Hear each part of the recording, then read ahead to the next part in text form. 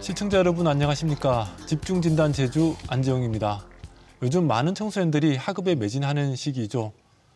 하지만 곧 겨울방학과 졸업을 앞두고 또 다른 청소년들은 미래를 위해 취업과 아르바이트에 집중하는 시기이기도 합니다. 오늘 집중진단 제주에서는 취업과 노동 현장에 뛰어들어도 안전할 만큼 우리 청소년들이 제대로 된 노동인권 교육을 받고 있는지 현실을 진단해 보겠습니다. 토론에 앞서 오늘 함께 하실 분들 먼저 소개해 드리겠습니다. 제주도의회 교육위원회 오승식 의원 함께하셨습니다. 네, 안녕하십니까. 오승식입니다. 네, 의원님 당선되신 뒤에 한번 뵙고는 처음 뵙는 것 같은데요. 5개월 동안 의회 활동해 보니까 어떻습니까? 생각보다는 좀 만만치 않습니다. 요즘에 집중하는 주제 같은 건 있으십니까? 네, 그렇습니다. 제가 40년 동안 학교 현장과 교육 전문직으로 근무를 했는데요.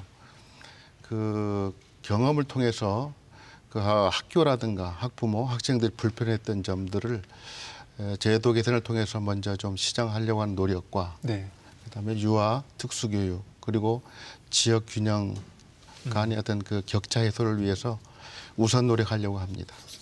알겠습니다. 이전에 교육 현장에서 청소년 노동 관련 분야에서도 계속 일을 하시는 거죠?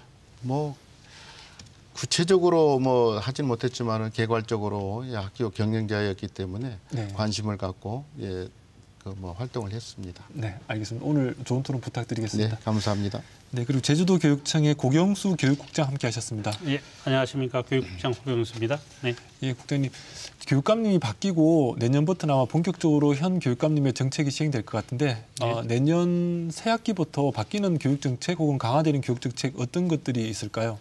예, 우리 교육감님이 교육 지표로 내세운 게 올바른 인성, 생각하는 힘을 키우는 미래 교육이거든요. 네. 그래서 어쨌든 내년부터 우리가 인성 교육과 학력 향상에 매진할 수 있도록 그런 사업을 하나하나 지금 계획 수립을 하고 추진할 계획으로 있습니다. 네. 내년에는 학생들이 인성과 그리고 학력 신장에 따른 교육이 좀 강화될 것이다. 예, 그렇게 해서 노력을 하고 있습니다. 네. 알겠습니다. 오늘 어쨌든 좋은 토론 부탁드리겠습니다. 네, 알겠습니다.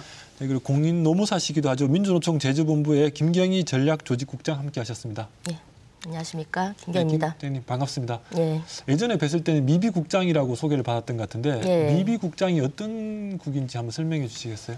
미조직 비정규 사업국장의 줄임말인데요. 이제 노동조합이 없지만 좀 이제 노동의 부당함에 대해서 권리 구제를 받을 노동자들과 함께하고 또 이제 장래에 이제 노동자가 될 청소년 노동인권 교육 등 여러 가지 좀 사업들을 하고 있는 그런 오늘 역할이었습니다. 가장 적합한 사업을 진행하고 계시는 부서군요. 네, 오늘 현장의 생생한 목소리 많이 전해주시길 부탁드리겠습니다. 네, 그리고 제주 여성가족연구원의 신성배 연구위원 함께하셨습니다. 예, 안녕하십니까. 신성배입니다. 예, 연구위원님은 주 연구 분야가 노동 분야. 예, 맞습니다. 그쪽에 청소년 노동도 많이 포함되어 있습니까? 청소년 노동도 포함이 되죠. 예, 청소년이 이제 특히 청년층하고 이렇게 좀 오버랩되는 부분이 있어서 청소년도 포함된다고 볼 수 있습니다.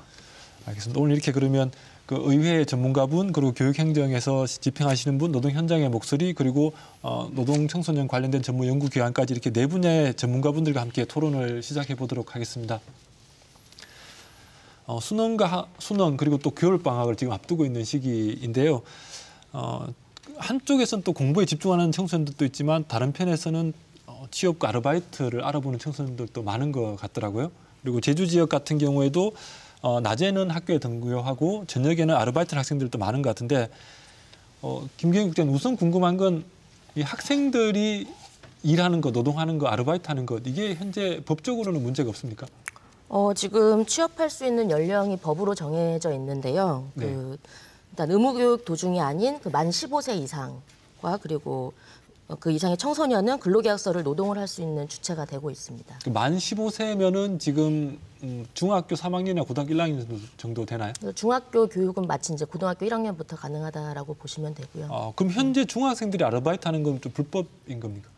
사실 이제 법적으로는 되지 않는 부분이고 다만 이제 15세 미만이라고 하더라도 그 이제 예외적인 경우에 우리가 TV에서 볼 수 있는 이제 공연 예술을 하는 그 어린 뭐 아역 배우들이나 뭐 이런 경우에는 별도로 이제 노동부를 통해서 취직 인허증을 받으면은 이제 그거에 대해서 노동을 할 수 있는 그 권리가 생기게 되고요. 아, 그런 특수한 경우가 아니면 대부분은 중학생들이 아르바이트를 한다 이러면 이게 법적으로는 불법의 영역이다, 그죠? 예, 예.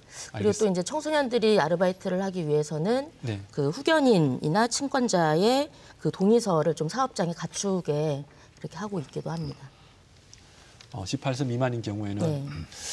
그러면은 그 박사님, 이 일반적인 노동 그리고 아르바이트 이게 좀 어떻게 구분이 됩니까?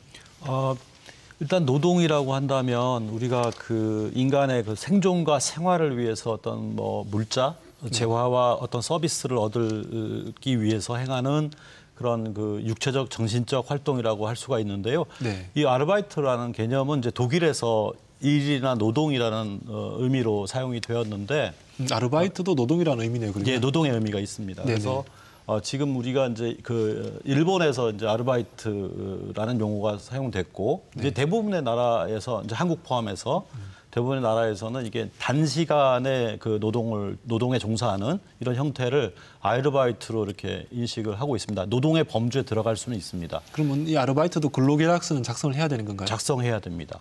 네. 그러면 이건 뭐 실태 조사해 보시면 청소년들이 아르바이트 할 때 근로계약서 작성하는 비율이 실제로는 얼마나 됩니까? 실제로는 그렇게 높지는 않아요. 그러니까 이 학생들이 그 일단은 그 모르고 있다 이렇게 해석이 가능할 정도로 비율이 높지는 않습니다. 아르바이트 그 근로계약서 작성 비율이 높지는 않습니다. 아, 그럼 몰라서 작성 안 하는 거다. 네, 네. 사업주도 모르고 학생도 모른다 이런 말인가요? 사업주도 모르는 경우가 있겠죠. 네. 네. 그리고 제주도 특성 같은 경우에는 주로 5인 미만 사업장이 80%가 넘어가기 때문에 네. 5인 미만 사업장의 경우에는 근로기준법이 적용되지 않는, 적용 제외될 수 있는 이런 조항들이 있어요. 그렇기 때문에 근로계약서 작성 부분에 대해선 잘 모르고 있다 이렇게 해석할 수도 있습니다. 5인 미만 사업장의 예외 규정이라도 근로계약서는 작성을 해야 되는 것이죠? 근로계약서는 작성해야 됩니다. 그럼 그건 좀 오해가 맞습니다. 있는 거다, 그죠? 네. 오늘 방송 통해서 5인 미만 사업장이라도 아르바이트생을 고용하더라도 근로계약서는 작성해야 된다라고 네. 이제 저희가 좀 그렇습니다. 이해가 되는 것 같은데 그런데 특별하게 또 청소년들은 좀 보호해야 될 계층이라고 좀 보는 시각도 있지 않습니까? 혹시 뭐 청소년의 노동 인권 혹은 노동권을 보호하는 조치들도 특별한 것들이 있습니까? 그래서 말씀하셨듯이 이제 아르바이트라는 것도 이제 노동의 개념에 속하고 지금 현재 이제 노동법에서는 아르바이트를 별도로 규정하고 있지 않습니다. 그래서 네. 청소년의 노동도 그대로 이제 근로기준법에 적용을 받아서 보호할 수 있도록 되어 있고 그중에 이제 뭐 특별한 규정을 딱 꼽자면은 그 근로시간에 대한 제한이 좀 더 있고요. 그래서 하루 7시간 이상, 일주일에 35시간 이상 이제 근로하지 못한다라는 규정이 있고 하루에 그럼 7시간을 일하면 안 되는 거네요. 6시간까지가 최대치입니까? 6시간 50분. 7시간까지가 최대치. 7시간까지가 네, 최대. 네. 거기에 이제 동의하에 1시간 연장 근무가 가능하도록. 그럼 8시간까지 가능한 거예요? 예, 이렇게 되어 있습니다. 예. 알겠습니다. 이제 이런 것 아까- 이외에도 또 혹시 예. 청소년들을 보호할 수 있는 조항들이 있나요? 그 외에도 이제 야간 노동이 원칙적으로 금지가 되어 있고요. 예. 예. 그런 것들을 제외하면은 사실상 이제 근로기준법상에 있는 모든 것들이 이제 보호 조항이 되기 때문에 그런 것들로 이제 보호가 되고 있다고 생각하면 되고요. 근데 아까 그 근로계약서를 쓰지 않는 문제가 이제 청소년 노동인권 교육을 나가면은 실제로 다 알고 있습니다. 사업주도 청소년들이 알고 있어요? 있고 예, 그런 경우들도 꽤 있어요. 현실적으로 보면은 그죠. 이제 학생이 근로계약서를 써주십시오. 학교에서 배웠는데 근로계약서를 쓰라고 합니다. 네. 근데 이제 사업주가 거부하는 경우들이 종종 있습니다. 청소년들은 실제로는 알고는 있는데 예. 가서 이제 근로계약서 씁시다라고 하면 사업자들이 못 써줘 이렇게 예, 한단 좀 말이죠. 이제 사업자들이 안 차일피일 써주는 이룬다거나. 이유는 뭡니까? 그거는 뭐 모르겠습니다. 그런가요? 네. 뭐 혹시 연구위원님 사업주들이 안 쓰는 이유를 특별히 파악하신 게 있나요? 특별하진 않고요. 이게 아마 특히 이제 그 5인 미만 사업장의 적용 제외 규정 가운데 해고가 좀 자유롭죠. 노무사님. 네, 해고 제한 규정이 예, 해고 제한 있죠. 규정이 자유롭고 또 예고를 안 해도 되기 때문에 네. 좀 사용자들이 이 청소년 근로를 좀 가볍게 여기는 건 아닌가 이런 생각이 듭니다. 왜냐하면 이 청소년들이 주로 이제 뭐 아르바이트하는 업종이나 이런 걸 보면 그 뭐 굉장히 쾌적하고 이런 업종은 아닌 것 같아요. 그들의 노동이. 그래서 우리는 그것을 조금 이제 좀 당연시 여기는 것은 아닌가 이런 좀 우려가 있습니다. 그래서 청소년을 우리가 사회적으로 좀 더 보호하거나 돌봐야 될 대상이 아니라 그냥 소위 말해서 막 부려도 되는 노동력처럼 사용하는 인식 자체가 문제다 이런 말씀이신 거죠. 굉장히 심각한 문제 같은데요. 조금 이런 실태에 대해서 조금 얘기를 나눠볼 텐데요. 의원님 어떻습니까? 도내 아르바이트 현황 혹시 파악된 게 있습니까? 뭐 지금 2015년부터 이 교육청에서 실태 조사를 했습니다. 사실은. 2015년부터 했는데 제가 좀 뭐 구체적인 수치는 우리 국장님이 갖고 뭐 계실 겁니다만은 제가 보기에는 좀 아쉬운 부분이 많죠. 어떤 부분이에요? 그 배달 업종 예를 들면 배달 업종 기준으로 뭐 2명 내지 4명 요 정도 아이들이 조사 대상에 포함돼 있었어요. 그 분석을 해보니까 그 다음에 그 고등학생들 위주로만 돼 있고 그 다음에 학교 밖 청소년도 사실은 학교 밖 청소년 활동센터에서 하긴 하는데 이게 구체적으로 알바를 위해서 그 조사한 게 아니라 소양 교육을 받는 일부분에 그 속해 있기 때문에 구체적인 교육을 받은 거라고 보기는 어렵고 그 다음에 이제 중학생이라든가 초등학생들은 그 대상에서 제외되어 있기 때문에 그 실질적으로 정확한 실태를 파악하는 데는 어려움이 있었다. 그 다음 또 하나는 그 응답 내용 중에 10시 이후에도 자기네들 일을 했다는 것이 응답을 하고 있거든요. 야간에? 예. 이건 조금 전에 안 된다고 했는데. 그 법적으로 허용이 안 되는 부분도 있는데 이런 부분도 조사를 안 했기 때문에 이 조사의 신뢰성은 좀 떨어진다. 그래서 좀 구체적으로 좀 해야 될 필요가 있고 사실은 좀 전에 말씀했다시피 뭐 우리가 근로계약서 같은 것도 한 50% 미만입니다. 지금 그 작성한 것들. 그 다음에 이제 전국적으로 보면 우리 제주도가 뭐 전국 수준 한 25% 고등학생이 하는데 제주도는 한 약 20% 정도가 지금 아르바이트를 합니다. 근데 이제 또 눈여겨볼 만한 것은 20년도에 그 통계는 12.5%였어요. 그러니까 이게 급격히 늘어나고 있다고 봐서 이제 우리가 이 통계를 더 세밀하게 실태 조사를 해야 될 필요가 있다고 생각하고 그다음에 제가 쭉 봤더니 이 실태 조사는 의무 조항이라기보다는 지금 현재 조례상에서는 그 권고 사항으로 되어 있기 때문에 이걸 좀 의무화할 수 있고 그다음에 사용자들을 향해서도 좀 우리가 조사를 할 필요가 있다고 하는 것을 제가 감안해서 제가 좀 제도를 좀 개선해 보려고 이제 조례를 통해서 좀 이런 생각을 하고 있습니다. 알겠습니다. 일단 여러 가지를 짚어주셨는데 우선은 의원님은 실태 조사가 지금 한계가 많다라는 부분 하나 하고 그리고 한계 중에 하나로 지금 학교 밖 청소년들이나 중학생, 초등학생 노동 문제 그리고 야간 노동 문제가 포함되지 않았다. 그리고 이게 또 조사 자체가 의무 사항이 아닌 것도 좀 문제다. 이렇게 여러 가지 부분을 짚으셨고 또 사용자들도 조사할 필요가 있다까지 말씀해 주셨는데 국장님 실태 어떻습니까?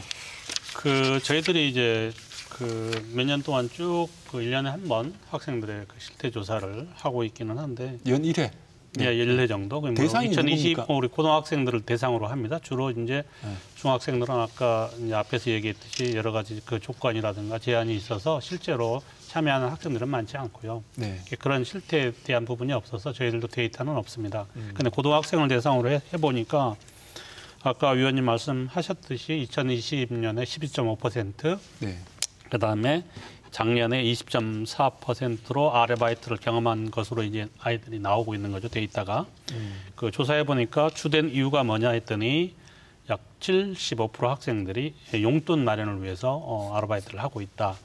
또 한 가지 이제 주요 업종으로 봐서는 약 한 60%가 식당에서 서빙 또는 조리, 뭐 청소, 뭐 이런 부분들. 요식업 쪽에서 일합니다. 그쪽에서 가장 많고요. 또 그중에 약 한 8% 정도는 편의점에서 이제 아르바이트를 하는 것으로 나타났습니다. 대부분 근로시간은 4시간에서 5시간이 60%로 대부분을 차지하고 있고 7시간 이상 근로하는 학생들로 14.7%로 나타나고 있는데 이 부분은 오해의 소지가 있을 수 있다. 이 부분은 주로 주말 또는 방학을 이용해서 7시간 이상 하는 그런 학생들도 있다라고 나와 있습니다. 그 학교 밖 청소년 아까 그 지자체에서 우리 위원님이 말씀하셨는데 실은 우리 학교 밖 청소년은 지자체에서가 관리를 원래 해야 되거든요. 그래서 네네. 그 학교 밖 청소년 지원센터가 제주도, 제주시, 서귀포 세 군데가 있습니다. 그래서 여기다 이제 문의를 해봤더니 그쪽 그 지원센터에서 청소년을 대상으로 하는 기초 소양 교육 시에 노동인권 교육을 반드시 의무적으로 실시하고 있다. 이런 답변을 받았습니다. 그 데이터는 정확하지는 우리가 모르지만 네. 그래서 어쨌든 우리 나름대로는 이런 다양한 데이터를 가지고 하고 있기는 한데 실제로 세부적으로 아이들이 실은 실태 조사라고 하는 게 적극적으로 참여하는 아이들의 그런 그 데이터가 오면은 좀 긍정적인 답변을 할 수 있는데 실은 그런 부분에서는 다소 미흡한 점이 있지 않은가. 그런 이게 제도적인 보완은 필요하다라고 봅니다. 네, 그럼 국장님 이게 조사를 할 때 모수가 있지 않습니까? 그렇죠. 그러니까 한 몇 명 정도가 조사에 참여한다고 보면 고등학교 대상이니까 한 12,000명 뭐 예를 들어서 1, 3학년 하게 되면 그 정도에서 실제로 응답하는 비율은 아까처럼 뭐 2,000명 내외. 2,000명 그래서 정도? 나온 아이들 중에 이제 참여하는 우리가 실태 조사한 게 20.4% 정도가 이제 참여하고 있다. 이렇게 그 수치 이상으로는 나오고 있는 거죠. 전체 한 2,000명 정도를 서치했을 때 그 정도 하고 있다. 그 정도로 나온 부분입니다. 답변, 응답을 해서 나온 데이터가 그런 형태로 지금 나오고 있고요. 이게 조금 어쨌든 기본 데이터가 파악돼야지 문제를 대응해 나갈 수가 있는 제일 기본이 될 건데 이 자료 축적을 어떻게 할 것인가라는 부분에 대해서 조금만 더 얘기를 해보면 혹시 연구위원님 뭐 더 보완할 부분 어떤 부분이 있을까요? 아까 우리 의원님 좀 지적하긴 했지만. 네.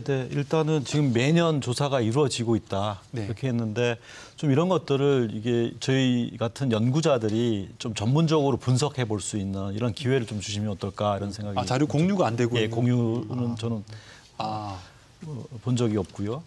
그럼 지금 이 데이터는 제가 우선 묻는 건 국장님이 제주도 교육청 홈페이지에도 떠 있지는 않습니까? 어쨌든 우리가 이런 부분에 대한 것들은 뭐 도의회를 통해서 이제 보고를 하거나 이런 결과에 대한 부분들은 뭐 항상 공개는 할 수 있습니다. 그렇다고 어디다가 이게 딱 탑재하거나 이런 건 아니었던 것 같고요. 이후에 그러면 홈페이지에 공개하시면? 예, 만약에 필요하다 그러면 이거는 뭐 객관적인 데이터이기 때문에 저희들이 뭐 숨기거나 그럴 필요는 없을 것 같고요. 그럼 공개만 하시겠다고 하니까 그런 부분도 한번 검토를 해보겠습니다. 그리고 또 추가하실 부분. 네, 그렇게 보면 우리가 이제 그 매년 조사가 되기 때문에 이게 데이터가 누적이 되면 어떤 경향이나 이런 걸 파악할 수가 있어요. 그래서 그런 거를 이제 분석해 볼 수 있는 기회 이런 것들을 좀 공유했으면 좋겠다라는 생각이 먼저 들고요. 일단 자료 공유. 예, 자료 공유 굉장히 중요합니다. 그래서 그 자료 데이터를 베이스로 해서 우리가 뭔가를 얘기할 수 있지 않을까라는 생각이고요. 그다음에 우리 제주 지역의 어떤 그 노동의 특성이라고 있습니다. 노동 시장의 특성을 충분히 반영을 해야 된다. 그리고 우리가 이제 그 지금 거리에 나가 보시면 아마 우리가 좀 간과하고 있는 것이 플랫폼 노동입니다. 배달을 하고 있는 청소년들이 굉장히 많은데요. 우리 이제 청소년 보호법상에 있는 우리 유해 사업장인가 여기는 청소년들이 종사하지 못하게 되어 있는데 특히 배달업은 가능하죠, 국장님? 가능하지 않는 걸로 알고 있습니다. 가능하지 않습니까? 유해 사업장입니까? 아니, 유해 사업장은 아닌데 면허 문제나 이런 그걸 갖고 유해 사업장에 배달에 가는 게 가능하냐 이 말씀인 거죠? 네, 플랫폼 노동에 종사하는 것이 가능하지 않다. 법적으로는. 가능하지 않다.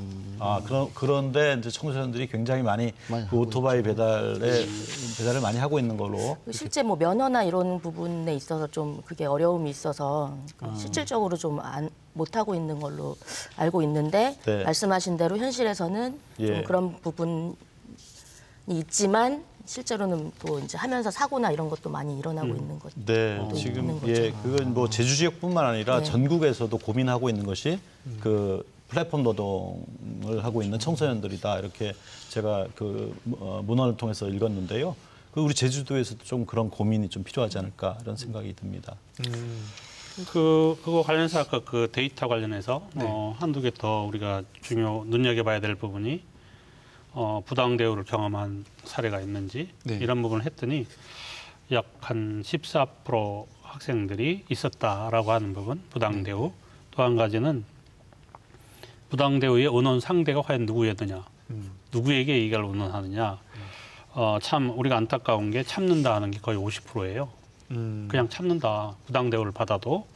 그래서 이제 그래도 누구에게 의논을 하느냐 했더니 가장 많은 이제 나온 게 친구, 그다음 부모님, 그다음 선생님 순으로 나오기는 하고 있습니다. 그러면 이 부당 대우가 어떻게 해결되는지도 그렇죠. 조사가 되었나요? 아니요, 우리는 그 부분에 대한 건 이제 정확한 데이터는 가지고 있지는 못한데 해결된 부분에 대한 것들은 그 개개인에 대한 데이터를 우리가 추적해서 뭐 이렇게 할 수 있는 여건은 아직은 안 돼 있어요. 네. 학생 개개인마다 학교에 신고센터가 다 학교는 있거든요. 네네. 그렇게 다 그 신고센터, 알바 신고센터를 만들어서 운영은 하고 있지만 실제로 이제 아이들이 어떤 그거를 해결해주고 이런 부분에 대한 거는 이제 우리가 더 조사를 해봐야 되겠다는 생각은 하고 있고요. 또 한 가지 아까 근로계약서 작성 여부에 대해서 44.9% 학생들이 그래도 근로계약서를 작성하고 있다. 이건 꾸준히 지금 올라가고 있기는 해요. 그런데 제주의 특성상 이런 경우들도 많더라고요. 또 아는 친척 집에서 일을 하거나 이렇게 하다 보니까 그냥 아는 사람들이고 이렇게 하다 보니까 그거를 작성을 원래 해야 됨에도 불구하고 그냥 넘어가 버리고 막 이런 경우들도 없잖아. 있는 경우들도 있는 걸로 나타났습니다. 그 아까 특히 저 아르바이트 불가 업종 관련 부분에서는 저도 그 과장으로 있을 때 저는 이제 학생 안전 담당을 했었는데 오토바이를 운전하고 배달하다가 안타깝게 생명을 잃은 그게 벌써 몇 년 전입니다. 그런 학생들도 간혹은 있거든요. 특히 이제 면허증을 소지해야 됨에도 불구하고 뭐 친구 대신 갔다가 뭐 알바를 해준다거나 이렇게 했다가 사고가 나는 경우. 무면허 운전은? 무면허 운전들도 실은 있어요. 그러니까 이 사업주들이 그런 걸 정확하게 체크하고 일을 시키더라도 해야 됨에도 불구하고 그런 부분에 대한 것은 참 안타까운 일이라는 생각이 들었고요.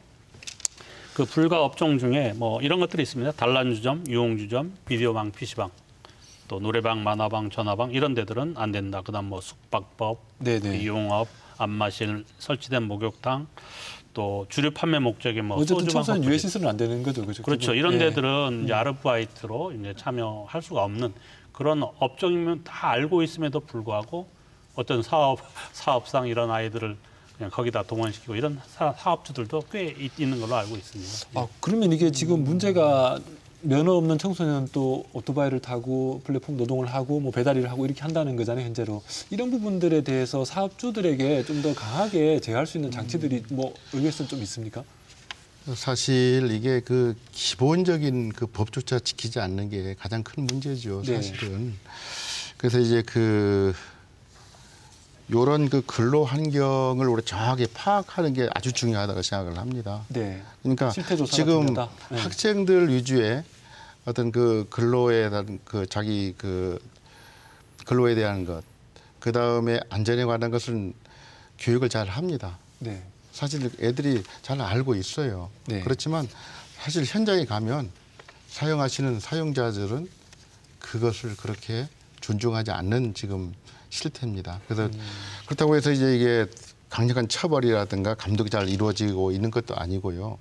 그래서 이런 것에 대한 그 우리가 그 파악이 중요하다고 봅니다. 지금 현실로 봐서.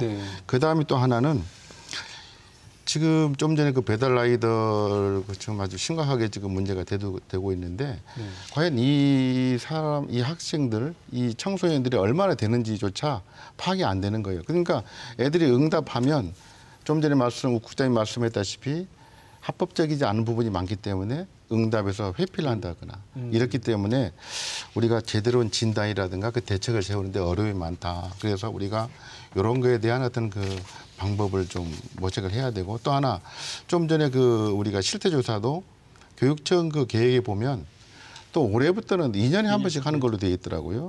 이것도 왜 그랬는지 모르겠지만 정착될 때까지는 매해 하는 것이 좀 좋지 않겠나 해서 한번 이것도 아마 교육청에서는 국장님 돌아가셔서 한번 토론해 볼 만한 주제로 좀 삼아주시기를 부탁을 드립니다. 네네, 그런 부분에 대한 건 저희들도 인식을 하고 있고 그 필요성에 대한 부분 또 아까 그 과연 진짜 이런 부분에 노동 어떤 침해를 당했을 때 아이들이 어떤 구제를 받고 있는지에 대한 부분들은 좀 세세하게 우리가 이제 파악을 해서 그거에 응당하는 어떤 조치들을 해줘야 되겠다는 생각을 다시 하게 됩니다. 근데 자료조사 자체를 지금 2015년부터 지금 몇 년 해오다가 갑자기 2년마다 한 것은 좀 문제가 있지 않나요? 그거는 뭐 아마 이게 우리가 실태 조사하는 것은 이제 일반적으로 교육이라든가 이런 부분 이게 데이터가 몇 년치 이렇게 쭉 보다 보면 크게 변동되거나 이런 건 없습니다. 아까처럼 뭐 왜 하느냐, 뭐 몇 시간 하느냐 이런 것들이 그래도 아까 말씀하신 대로 2020년에 11.5%를 했다가 지금 지난해 20.4% 했으면 이게 뭐 7, 8% 이상 증가하면 엄청 변화를 한 건데 1년 만에. 그러니까 이 2년만 네. 보니까 그런데요. 그 전에 그 보면 거의 그 수준 20% 내외의 수준인데 2019년에는 코로나 상황으로 경제가 아주 침체가 되고 식당들이 거의 문을 닫다 보니까 아르바이트로 참여할 수 있는 학생 자리가 없었어요. 그런데 이제 작년부터 서서히 풀리기 시작했고 이러다 보니까 다시 중간 그 원위치했다라고 보면 됩니다. 한 20% 내외. 그런데 전국적으로 보면 전국적으로는 약 한 5.8% 정도가 나오고 있다라고 했는데 우리 교육청, 우리 도 자체에서 학생들이 참여하는 비율은 아주 높은 비율이라고 생각은 할 수 있습니다. 여기서 하나 좀 제가 그 제안을 하고 싶은 게 뭐냐면 전국 데이터하고 좀 그거 비교하려고 내가 봤더니 그 전국 데이터하고 우리 데이터하고 비교할 수 있는 그 항목이 좀 그 일치하지 않아 가지고 뭐 꼭 일치할 필요는 없지만 그런 거에 대해서는 좀 우리가 전국의 어떤 그 현상하고 우리하고는 어떻게 좀 비교하고 우리가 어떤 그 제도를 개선할 것인지 도움을 줄 것인지 이런 것을 그 자료를 제대로 얻기 위해서는 한번 그것도 한번 분석해서 우리가 설문 방식이라든가 조사 방식도 좀 바꿀 필요가 있다. 이런 제안을 좀 드립니다. 알겠습니다. 일단 조사를 제대로 하고 정보를 공유하고 방식과 이런 부분들은 이후에도 한번 좀 교육청 안에서도 논의를 좀 많이 해봐서 기본 자료 자체가 튼실해야지 대책을 세울 수 있는 거니까 그렇게 준비해야 될 것 같고 조금 전에 말씀하실 때 부당대우를 받을 때 참는다가 50% 정도 나왔다고 했는데 김 국장님 어떻습니까? 이게 아이들이 우리 청소년들이 노동인권 교육을 못 받아서 이렇게 참는 겁니까? 아니면 어떤 다른 문제가 있는 겁니까?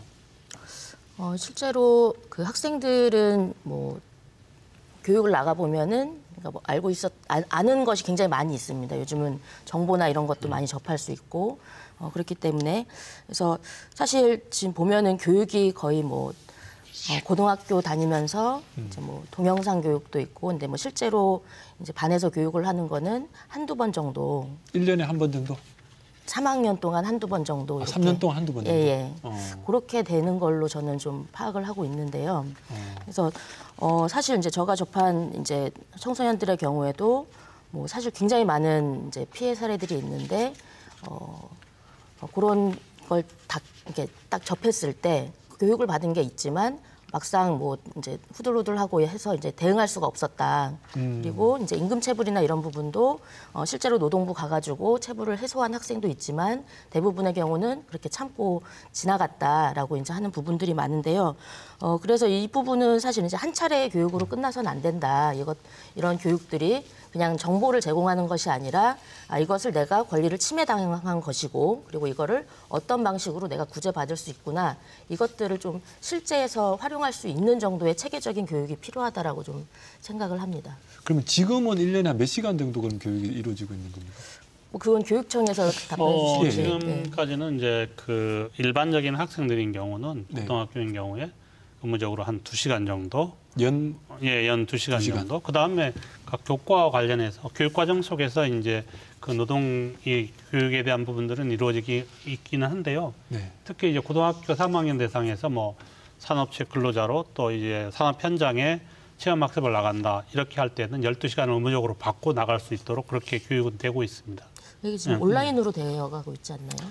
그런 부분도 이제 코로나 상황 때문에 그러기는 했었는데 어쨌든 이제 현장 실습은 나중에 뭐 얘기가 나올 수 있겠지만 어쨌든 그런 쪽에 나가는 아이들을 중심으로 해서 더 이제 강화하는 그런 부분들은 우리가 취하고는 있습니다. 뭐 현장에 나간다는 게 사실은 겨울방학 때 아르바이트를 제가 할 거예요라고 막 공지를 하고 하진 않잖아요. 그러면 누구나 다 해야 된다는 이야기인데 그러면 보편 교육이 확대돼야 된다 이런 의미일 것 같은데 그러면 지금 현재 2시간 정도 하는데 우리 김광수 교육감께서도 후보 시절에 노동인권 교육 강화하겠다고 계속 강조하시지 않습니까? 그러면 내년부터 노동인권 교육이 좀 강화되어지는 건가요? 당연히 저희들도 그 부분에 대한 걸 인식하고 있고요. 초등학교 때부터. 그런데 이제 우리가 학생들이 받아야 될 교육이 너무 많아요. 그러니까 학생들이 이 교육도 해야 된다, 이 교육해야 된다, 교육해야 된다 이렇게 창의적 체험활동 시간을 통해서 하긴 하는데 한계가 있어서 그래서 결국 교과와 연계된 관련 교과에서가 이런 단원이 나왔을 때 아이들에게 교육하고 자연스럽게 이제 초등학교 때부터 할 수 있도록 저희들도 이제 그 초등학교 단계 보면 우리가 실과라는 교과가 있거든요. 네. 이게 그럴 때 일과 직업의 이해 이런 부분들 예. 이런 부분을 통해서 이제 하기도 하고요. 중학교도 역시 뭐 변화하는 직업 세계 이해, 건강한 직업 의식 형성 등 이런 부분들을 통해서 이제 서서히 교육들은 하나하나 녹여나가고 있기는 한데 그 직업에 관련된 노동과 관련해서 뭐 집중적으로 막 이렇게 교육하지는 못하고 있는 상황입니다. 실제로. 그러니까 지금 이제 학원이 있다라고 예, 하는데 예. 현실적으로 데이터가 말해주는 것은 지금 뭐 50%도 훨씬 넘는 친구들이 참거나 아니면 친구한테 그냥 뭐 내가 너무 힘들었어 네. 얘기하는 정도로 간다는 건 지금 문제가 심각하다라는 것을 반증하고 있는 건데 그렇다면 노동인권 교육의 어떤 시스템이 좀 더 보완될 필요성이 있다는 것은 지금 우리가 공감이 되는 거지 않습니까? 예. 그 부분에 대한 공감이 와서 그러면 이제 우리가 지금 학교 폭력도 처음에 그랬거든요. 네. 그냥 참는다 이렇게 하다가 적극적으로 드러내고 이렇게 하다 보니까 이제 많이 개선이 돼서 대부분 어떤 신고 센터를 통해서 바로바로 조치를 할 수 있는데 이 부분도 최근에 이제 이슈가 되는 부분들이어서 이 부분에 대한 걸 저희들도 좀 강화도 하고 그 대응 방안들 이런 사고가 났을 때 편하게 아이들이 신고하고 할 수 있는 방안들을 만들어야 되겠다 이런 생각은 하고 있습니다. 예. 그러면 우선은 보니까 연 2시간이라는 것은 변동이 없고 교과 연계를 확대하겠다라는 예, 것이 교육부 예. 방침인, 교육청 방침인 것 같은데 이 방침에 대해서 다른 분들 어떻게 생각하시는지? 사실 아쉽죠. 사실 그게 지금 국장님이 말씀하신 현실은 우리가 이해를 합니다. 지금 사실은 교육 수업 시수가 줄어들음에도 불구하고 뭐 교과가 줄어들지는 않았거든요. 그렇지만 그리고 또 아쉬운 게 이게 지금 주 연 2시간 이상 하면서도 창체라든가 네. 특강 위주 아니면 온라인 교육 온라인 교육. 이렇게 하고 있고 그다음에 이제 사실 여기에 나오는 그 내용들을 쭉 살펴봤는데 주로 권리 중심이에요. 그러니까 우리 이 아르바이트 현장, 노동 현장이라고 하는 게 학생들로 보면 교실입니다. 이 학생들이 여기서 경험을 한 게 성인이 되면 또 사용자가 될 거 아니에요. 그렇기 때문에 지금 기성세대들이 권리 중심에서 어쩌면 민주시민 교육을 그러니까 그 다시 좀 구체적으로 얘기하면 감수성이라든가 노동 가치 교육을 겸해야 되는데 아직까지는 우리가 초보 단계여서 주로 권리 중심 교육만 하고 있기 때문에 뺐느냐 뺏기느냐 뭐 이런 그 형태의 교육에 대해서 아쉽고요. 그래서 우리가 이 노동 세계에서 이 권리는 뭐고 책임은 뭔지 네. 그다음에 이 노동의 어떤 그 역사도 우리가 좀 배워야 돼. 2시간 갖고 되겠습니까? 그래서 시수 확보는 물론이고 우리가 결국은 우리 모든 국민이 앞으로는 모두 노동자로 살아간다고 하는 인식을 이 교육을 통해서 해야 되기 때문에 네. 이게 과목을 신설하기는 어려울 겁니다. 그렇지만은 일정한 부분, 뭐 진로 교과서도 있고 그런 부분에 많은 분량을 넣어야 된다고 생각을 해서 우리가 좀 획기적으로 교육 체제가 전환돼야 된다. 이제는 그럴 때가 왔다고 저는 생각을 하고 이런 노력을 좀 저도 함께 좀 해보려고 합니다. 굉장히 뭐 또 의원님 말씀은 노동인권 교육을 중심으로 교과 체계를 획기적으로 개편하자라는 것까지 말씀해 주시니까 네. 좀 뭔가 좀 변화가 많이 필요한 것 같은데 네. 혹시 우리 뭐 신 박사님이나 김 국장님 해외에서는 그래도 우리보다 좀 더 강화된 데들이 많지 않습니까? 그런 사례들 좀 언급해 주시면 참고가 될 것 같은데요. 예, 일단 뭐 프랑스 저는 이제 유럽 쪽에 이제 프랑스와 영국 같은 경우가 있어요. 네. 거기는 교과 과목이 정규 교과 과목으로 시민교육이라는 교과 과목이 편성이 되어 있는데 특히 프랑스 같은 경우에는 이제 그 초등학교가 85년도에 시민교육이 도입이 됐고 그다음에 95년도에 중학교, 그다음에 99년에 고등학교 이렇게 또 시민교육이 정규 교과 과정에 편성이 되어 있거든요. 근데 거기서 이제 노동인권에 대해서 이렇게 중점적으로 교육하는 과정이 이제 프랑스 학제가 중학교가 4년제인데 네. 1학년에서 3학년까지는 노동인권 교육을 중점적으로 교육을 시켜요. 그다음에 중학교 4학년 되면 이제 그 노동제도, 그러니까 프랑스의 근로시간이 35시간이거든요. 그래서 그것을 위주로 한 그 노동제도에 대한 교육을 중학교 4학년 때 이렇게 공부를 시키고 있습니다. 그러면 예를 들면 중학교 4학년 때 몇 시간 정도를 수업하는 겁니까? 대충. 여기 프랑스 같은 경우는 교육 시간이 이제 연에 이렇게 필수 과목으로 그렇죠. 정해져 있기 때문에 이렇게 한국보다는 교육이 이렇게 막 많지는 않아요. 이렇게 뭐 과목 수도 많지도 않고 일단 필수 과목으로 운영이 되고 있다. 그래서 한국보다는 일단 시간이 많다라는 것을 말씀드릴 수가 있습니다. 그리고 굉장히 그 중학교 4년 내내 공부를 하는 겁니다. 1년 갖고 하는 게 아니라 이게 편성이 되어 있기 때문에 그렇게 돼 있고 영국 같은 경우에는 90년대에 막 이렇게 논란이 되어 있었는데 정규 교과 과목으로 된 것이 2002년에 네. 영국에서는 이제 교과 과목으로 지정이 됐고 초등학교 같은 경우에는 영국은 이제 학교장 재량이고요. 그 네. 과목을 받을 것이냐 할 것이냐 말 것이냐. 근데 이제 중학교 이상이 되면 이제 그 의무 그 전국 교과 과정에 편성이 되어서 교육이 이루어지고 있습니다. 뭐 그러니까 프랑스나 영국이나 다 똑같이 의무 교육, 필수 교육으로 중학교부터는 노동교육을 예, 하고 있다라는 그렇습니다. 말씀이 중요한 것 같은데 뭐 김교수님 어떻습니까? 한 가지 덧붙이면은 이런 교육 과정에서 이제 선진국들의 노동인권 교육 과정을 보면은 이제 노동조합이 또 거기에서 큰 역할들을 하고 있다는 것이거든요. 교육의 노동조합 역할을 하고 있다. 그래서 뭐 독일이나 영국이나 스웨덴 이런 데에서는 거기 이제 노동조합에서 강사단을 양성하고 실제로 이제 노동 현장의 생생한 이야기들을 이제 전달을 해주는 거죠 학생들이. 영국 같은 경우가 그렇습니다. 영국이 특히 이제 고등학교 1학년, 2학년 정도의 학생들을 대상으로 해서 영국 유나이트라는 그 영국 노동조합 연합이 있거든요. 네. 그 노동조합이 전국 단위로 해서 교육을 실시하고 있습니다. 전국에 있는 고등학교 한 1학년, 2학년을 대상으로 해서 그런 교육이 노동조합에서 굉장히 적극적으로 하고 있다. 이것은 영국의 사례입니다. 노동조합이 하고 있다. 그리고 지금 이제 제주도 교육청도 지금 업무 협약으로 해서 이제 민주노총과 한국노총이 지금 교육이나 이런 부분에 있어서 지원을 하는 것으로 이제 형식적으로는 이렇게 마련이 되어 있는 걸로 알고 있습니다. 그러면은 현재 민주노총에만 예를 들면 1년 동안에 몇 시간 정도 수업을 나가시는 거예요? 저희 많을 때는 이제 그 특성화고 직업계고 전체를 다 이제 나간 적이 있었는데 그렇게 되면은 뭐 1시간 내지는 2시간 정도였거든요. 그게 제일 많았었다고. 한두 시간에서 연간에도 수십 시간을 넘지 않겠네요, 나가는 게. 예, 그렇죠.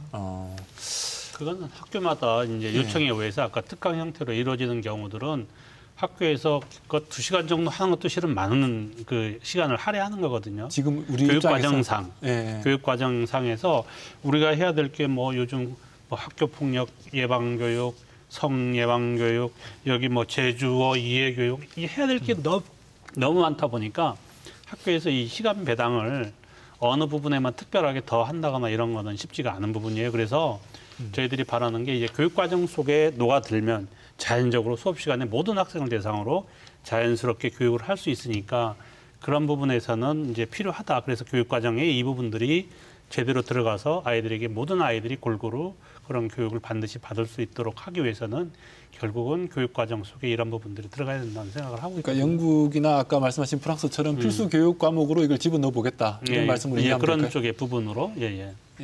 그러려면 커리큘럼이나 교과 내용들 구성이 굉장히 중요할 것 같은데 그런 준비를 그러니까 그거는 교육청 우리 차원이 아니고 국가 수준에서 이런 부분에 대한 것들이 이제 필요하다고 느끼면 그 교육과정 속의 변화 속에서 이제 뭐 2022 뭐 교육과정이 다시 만들어지고 있기는 한데 그런 부분들에 들어가서 이제 어떤 그 노동교육에 대한 부분들이 노동인권 교육에 대한 부분들이 자리를 잡으면 자연스럽게 모든 학생들이 그 교육을 이수하게 돼서 큰 문제가 없지 않을까 생각은 해요. 근데 국장님 말씀처럼 국가의 법이 바뀌어야 되는 것도 있지만 우리 특별법을 보면은 교과 과정을 제주특별자치도는 자율학교는 자유롭게 운영할 수 있도록 법이 지금 규정되어 있지 않습니까? 그래서 아마 만드는 것도 현재 상태에서도 가능한 지점이 굉장히 많을 것 같은데 의회에서 혹시 준비하고 계신 게 있으신가요? 지금 좀 전에 우리 교육관님, 교육국장님이 그 중요한 말씀하셨는데 이번 그 11월 달에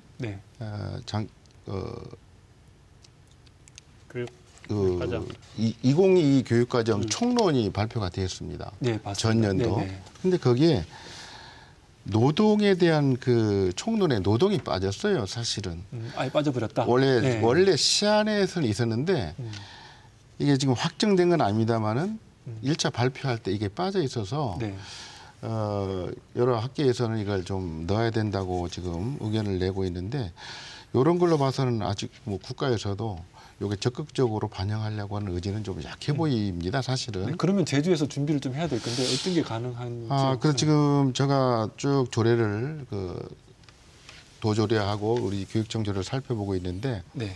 우리가 할 수 있는 부분을 제가 좀 체크를 하고 급격히 변하는 주기는 이제 힘듭니다. 왜냐하면 교육국장 나와 계시지만은 저도 학교 현장에서 교육과정을 운영해봤기 때문에 거꾸로 올라가면 주 5일제 수업이 되면서 과목 수가 줄거나 시수가 줄어들어야 되는데 하루 날짜 요일 중에 하루만 줄어들었지 교육과정 그대로 남아있기 때문에 사실 그 넣어서 하기가 상당히 어려운 실태여서 이게 좀 그 조례 개정을 통해서 좀 접근을 해보려고 제가 좀 준비를 하고 있습니다. 네, 조례를 통해서 제주도 교육 과정을 좀 탄력적으로 변동시키는 것도 가능하다고 하면 좀 지금 준비를 해보시겠다. 그래서 이 제도에 관해서는 네. 이번 도정 질문을 통해서도 도지사님께도 그 지자체에서 할 수 있는 부분에 대해서도 좀 제가 말씀을 드리고 좀 제도 개선을 요청할 예정입니다. 일단은 어떤 교육청이나 제주도에서도 할 수 있도록 접근해 보시겠다는 거고 혹시 더 필요한 부분들 어떤 게 있을까요,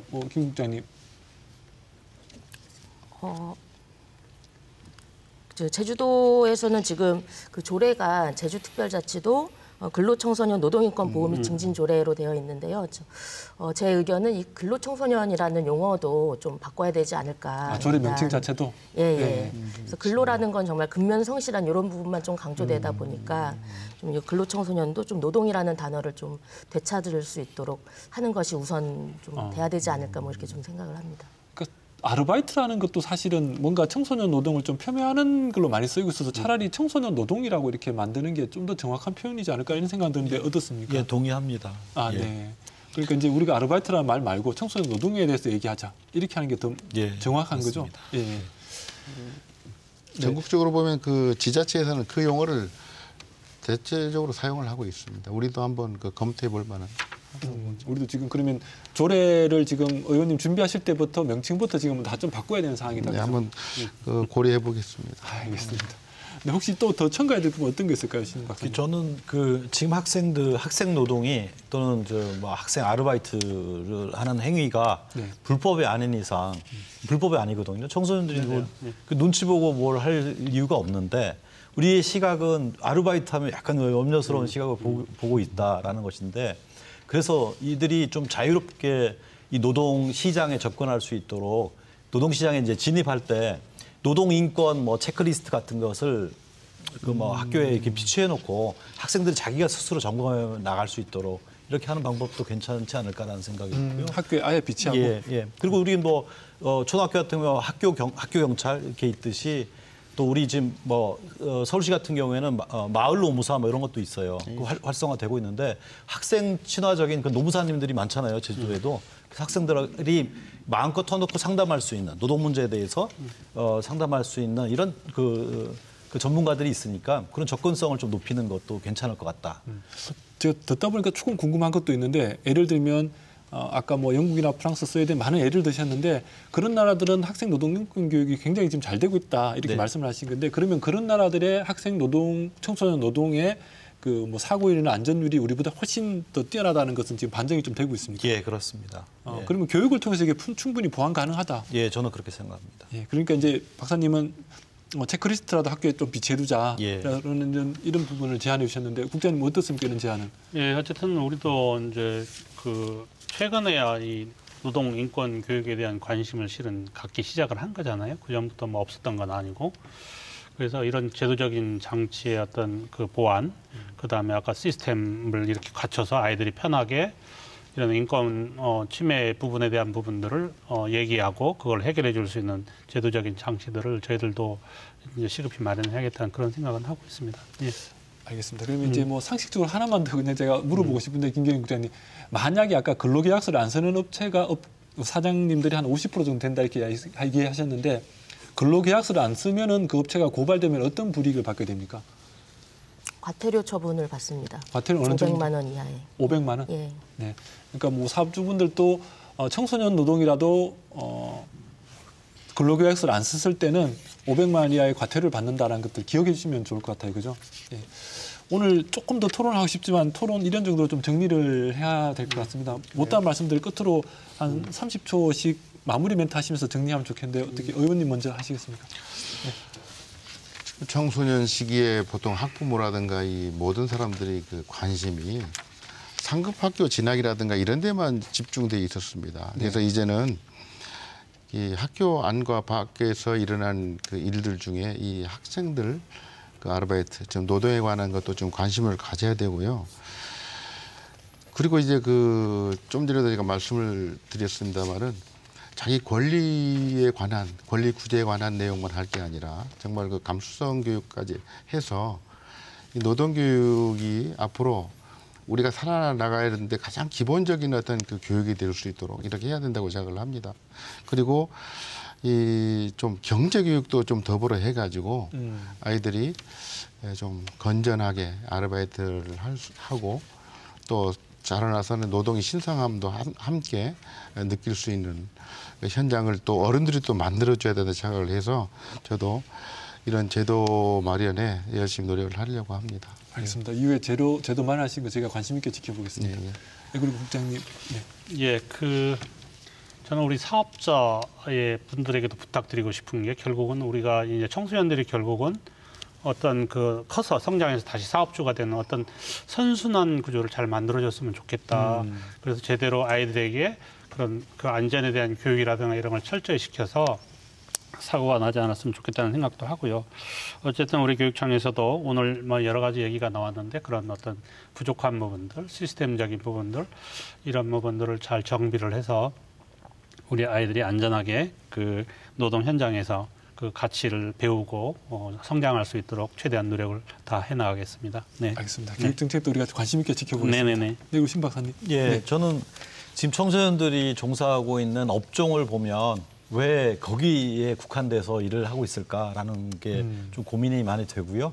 만약에 정말 좀 기회가 된다면 교육청뿐만 아니라 이 도정에서도 청소년들을 위한 공공 일자리 같은 걸 만들어 가지고 이들이 건강하고 아주 그 양질의 그 근로 경험 뭐 이런 것들을 좀 체험해 볼 수 있는 이런 기회를 좀 주면 안 될까 이런 생각을 해봅니다.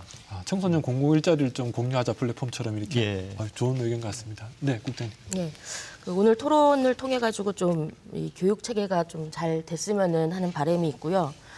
왜냐하면 이제 청소년들이 이제 아르바이트나 이제 노동을 통해서 사회에 첫 발을 내딛는 것이거든요. 근데 그때 한번 참아버리면은 평생 참으면서 살아야 됩니다. 네. 그래서 그 첫 발을 내딛는 그 노동의 경험을 이제 노동이 그냥 단지 힘들고 어려운 것이 아니라 이 사회를 구성하고 있고 서로 연결되어 있는 이런 것들을 좀 중요하게 교육을 할 필요가 있다고 이렇게 생각을 합니다. 네. 알겠습니다. 앞으로도 많은 활동 기대하겠습니다.